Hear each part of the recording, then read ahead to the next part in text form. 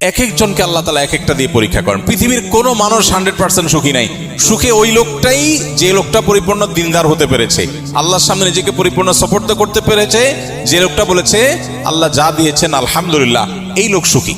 কারণ তার কোনো দুঃখ নাই, তার এক্সপেকটেশনই নাই। এক্সপেকটেশন না থাকলে আর দুঃখ আসবে কোত্থেকে? সে আশাই করে যে সুখের জায়গা হলো জান্নাত, এটা দুনিয়া, এখানে সবকিছু মন মতো হবে না। কারোর স্বামীটা অনেক ভালো, শাশুড়িটা খারাপ, কারোর শাশুড়িটা ভালো, স্বামীটাও ভালো, কিন্তু দেবর ননদ গুলো অমানুষ।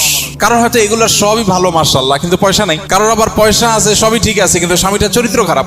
আছে না নাই? এক একজনের এক এক সমস্যা। আরেকজনের সব ঠিক আছে, কিন্তু স্বামীর মুখতে সারাদিন দুর্গন্ধ বাইর হয়। মানে মাইনর ছোটখাটো ইস্যু আছে, যেটা তার জন্য অনেক কষ্টের। ইমানদারের জন্য সান্ত্বনাটা হলো কোথায়? দুনিয়া, এটা জান্নাত না। এখানে সব কিছু মন মতো। এখানে যদি সব পারফেক্ট হয়ে যেত, তাহলে গোলাপের চারপাশে কাঁটা থাকতো না। গোলাপের চারপাশে কাঁটা